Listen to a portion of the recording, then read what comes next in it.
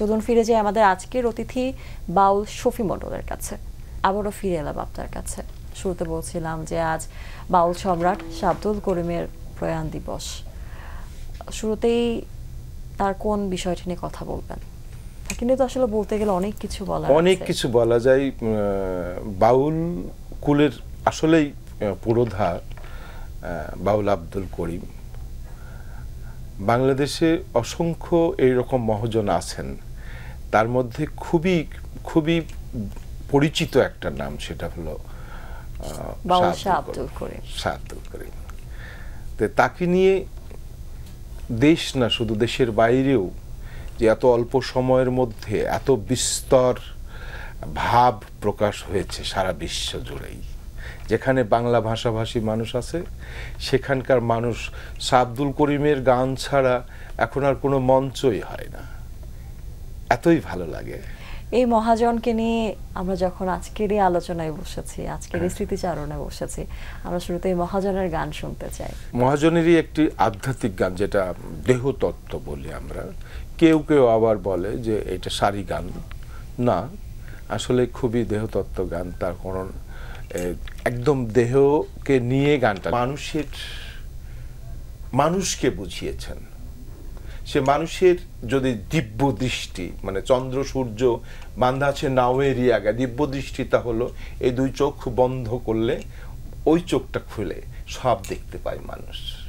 মানুষকে কত বিভাজনে ফেলি, আধুনিক মানুষ, একটু পুরনো সময়ের মানুষ, কিন্তু বাউল শাহ আব্দুল করিমের কথা যখন বলতে হয়, কত আধুনিকভাবে তিনি ভেবেছেন, যে আধুনিকভাবে সহজ মানুষের কথা বলেছে সে। একদম তাই, একদম তাই। এই যে সহজ মানুষের কথা, সহজ জীবনের কথা দেহতত্ত্বে এনেছেন তিনি।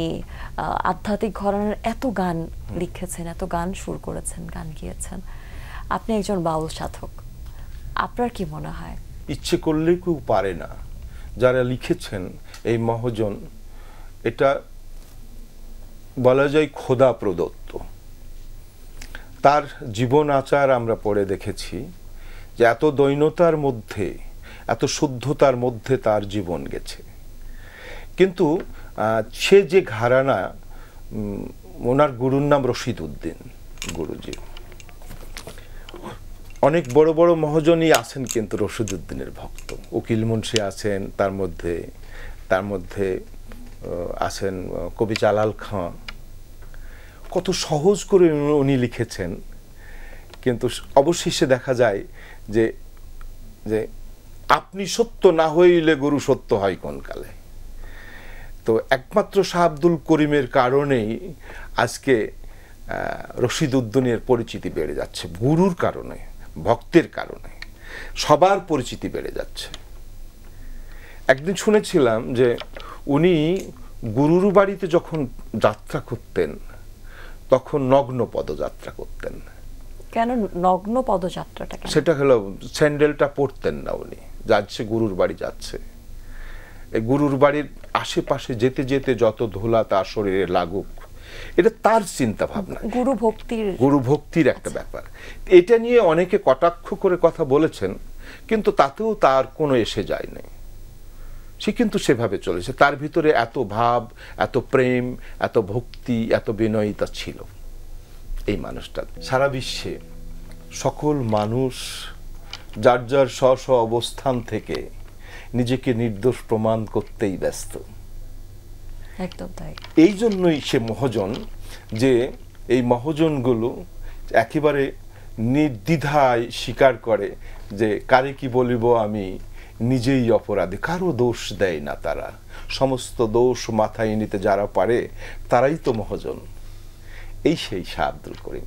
এই যে একই সাথে একজন মানুষের এত দিকে তিনি সুদৃষ্টি ফেলেছেন, নিঃসন্দেহে তার কলম চলেছে, তার গান এসেছে, মানে তিনি সুদৃষ্টি দিয়েছেন বলেই এই জায়গাগুলোতে আমরা তো চমৎকার গানগুলো পেয়েছি। আপনা আপনি হয়েছে, আপনা আপনি। এমন সাধক কেন আমরা কালে কালে আরো পাইনি? এটা আসবে আবার। আমরা তো এটা এই কথাগুলোকে যেভাবে সাজাচ্ছি তো, এবং যেভাবে বলছি, আমাদের পরবর্তী প্রজন্ম কিন্তু আরো সুন্দর করে বলবে, এটা আমার বিশ্বাস। এই স্বপ্নের জায়গাটা বাবু শাহ আব্দুল করিমের কেমন ছিল? আমার মনে হয় না যে উনি স্বপ্ন দেখেছেন। উনি জেগে জেগে স্বপ্ন দেখতেন। সেই স্বপ্নের জায়গাগুলো এমন করে ভেবেছেন, উনি নিজের মধ্যে আবিষ্কার করেছেন। এটা আমরা সারা বিশ্বব্যাপী এখন খুঁজছি।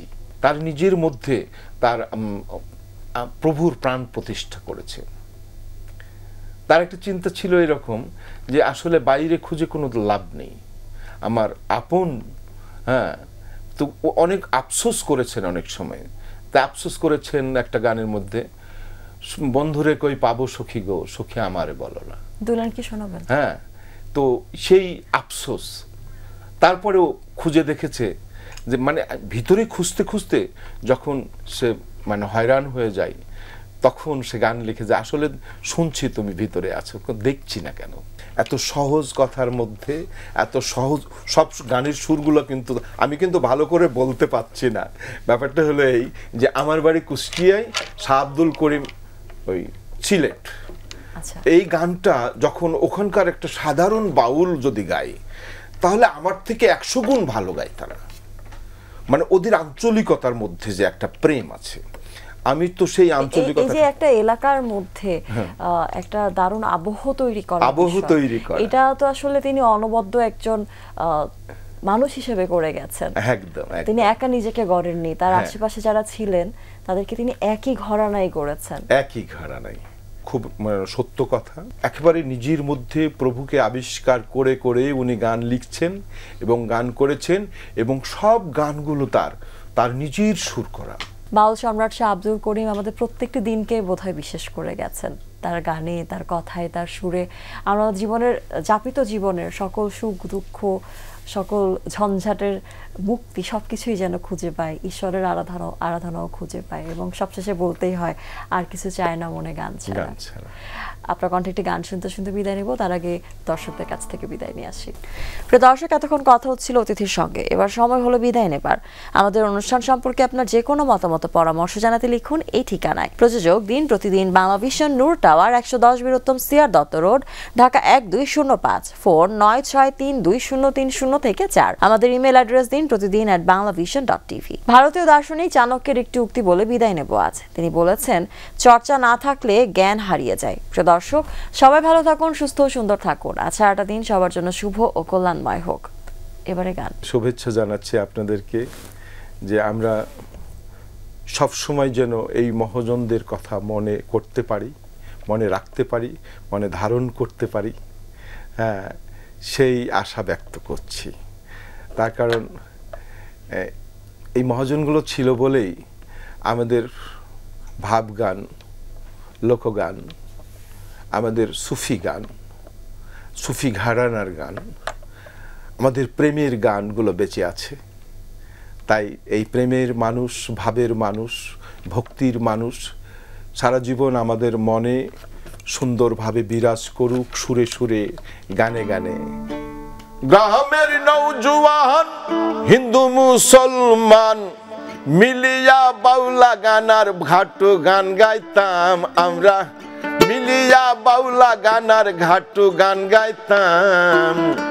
আগে কি সুন্দর দিন কাটাইতাম আমরা, আগে কি সুন্দর দিন কাটাইতাম, আগে কি সুন্দর দিন কাটাইতাম আমরা, আগে কি সুন্দর দিন কাটাইতাম।